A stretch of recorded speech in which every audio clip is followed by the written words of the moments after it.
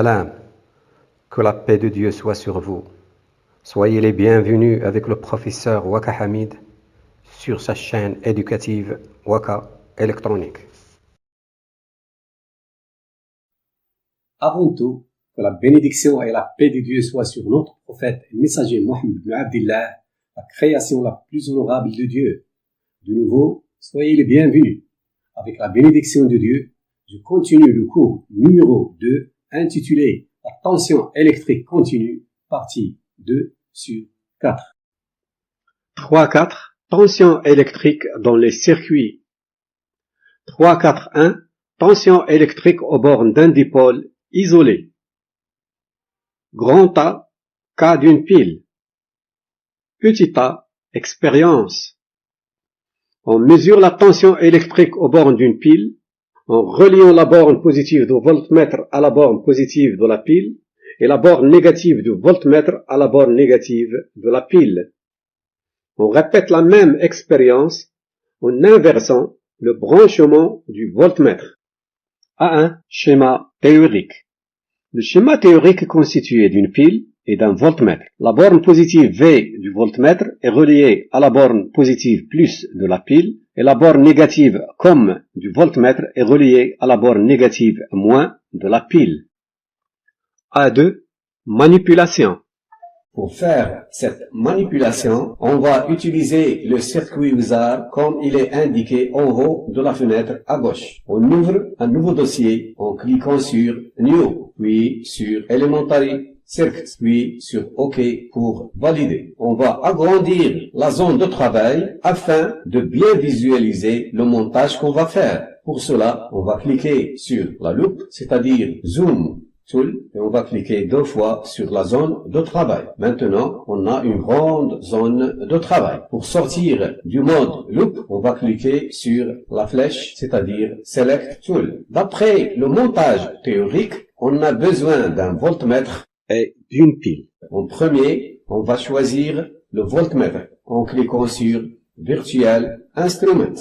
On va choisir le voltmètre. On a ici un multimètre. Un multimètre est un appareil à multifonction. Il peut mesurer des tensions continues, des tensions variables. Il peut mesurer des intensités de courant continu. Il peut mesurer aussi les résistances en ohms qu'on va voir dans les leçons suivantes. La face avant du voltmètre contient plusieurs zones. La zone pour mesurer une tension continue, dont le symbole est le suivant, trait plein et un trait en pointillé. Elle contient plusieurs calibres. Elle contient le calibre 200 millivolts, 2 volts, 20 volts, 200 volts et enfin 600 volts. On a ici une deuxième zone pour mesurer des tensions variables qui contient les calibres suivants, 200 volts et 600 volts. La troisième zone pour mesurer des intensités de courant continue. Elle contient le calibre 10 ampères, le calibre 200 milliampères, le calibre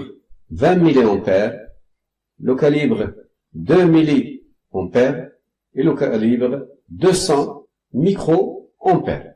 La dernière zone pour mesurer les résistances qu'on va voir dans les leçons suivantes. Elle contient le calibre 200 ohms, 2 kiloohms, 20 kiloohms, 200 kiloohms et enfin 2 mégaohms. Le multimètre contient 3 bornes. Une borne négative comme, une borne positive pour mesurer des tensions en volts, des courants en milliampères et des résistances en ohms. Et elle contient aussi une borne positive pour mesurer des intensités à peu près égales à 10 ampères. Dans le cas du courant continu, direct courant. On a besoin maintenant d'une pile. On va cliquer sur Virtual Instruments, puis sur Power Supplies. On va choisir ce type de pile. La borne négative comme de voltmètre avec la borne négative de la pile. La borne positive avec la borne positive de la pile. On lance la simulation. Le sélecteur, on va le poser sur le calibre 600 volts. Le résultat obtenu est 4 volts. En choisissant le calibre 200 volts, le résultat est 4,5 volts. En choisissant le calibre 20 volts, la mesure est 4,50 volts. Avec le calibre 2, le multimètre indique la valeur 1, indiquant ainsi que la mesure est impossible. Et maintenant, on va répéter la même expérience, mais en inversant le branchement du voltmètre avec la pile, afin de mesurer la tension UNP entre ces bornes. Je vais supprimer ce fil et ce fil aussi. Et maintenant, on va brancher la borne négative comme avec la borne positive de la pile et la borne positive de voltmètre avec la borne négative. Dans ce cas, le voltmètre va mesurer la tension UNP et non pas UPN. Je lance la simulation en cliquant sur Run. Avec le calibre 600, la tension mesurée est de moins 4 volts. Avec le calibre 200, la tension UNP est égale à moins 4,5 volts. Avec le calibre 20, la tension UNP est égale à moins 4,50 volts. Avec le calibre 2 volts, le voltmètre affiche moins 1, indiquant ainsi que la mesure est impossible. Avec le calibre 200 millivolts, aussi la mesure est impossible. On arrête la simulation en cliquant sur Stop et on va noter les résultats obtenus dans les deux expériences. A3, résultat. Avec le calibre 600 volts, la tension mesurée est 4 volts. Avec le calibre 200 volts, la tension mesurée est 4,5 volts. Avec le calibre 20 volts, la tension mesurée est 4,50 volts. Avec le calibre 2 volts, la mesure est impossible. Donc, le bon calibre est 20 volts, car c'est lui qui est immédiatement supérieur à 4 volts, mesuré avec le plus grand calibre 600 volts. Je répète, donc le bon calibre est 20 volts, car c'est lui qui est immédiatement supérieur à 4 volts, mesuré avec le plus grand calibre 600 volts. Donc, UPN est égal à 4,50 volts et UNP est égal à moins 4,50 volts. A4. Conclusion. Il existe une tension électrique aux bornes d'une pile isolée. UPN est égal à moins UNP. A5. Conclusion finale. Une tension peut exister en l'absence de tout courant électrique. La tension électrique est une grandeur algébrique qui peut être positive ou négative.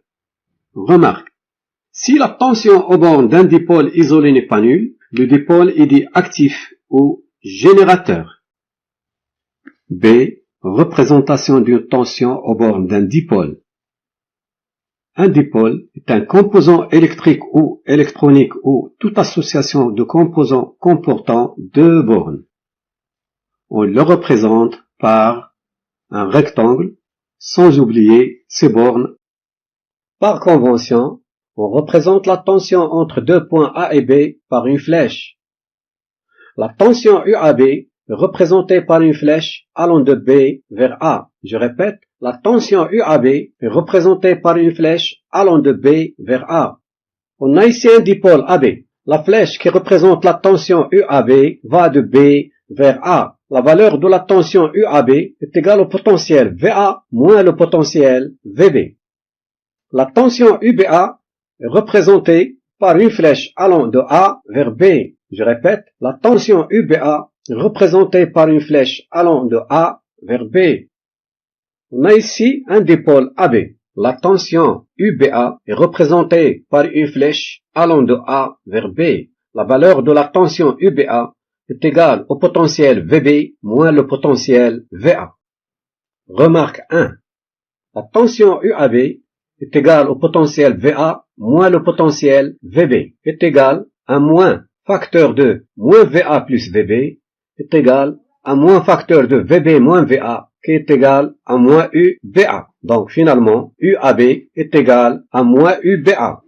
La notion du potentiel électrique montre que la tension entre deux points d'un circuit fermé est une grandeur algébrique. Je répète, la notion du potentiel électrique montre que la tension entre deux points d'un circuit fermé est une grandeur algébrique. Un générateur électrique est un appareil qui utilise une source d'énergie pour la convertir en énergie électrique. Exemple, pile, batterie.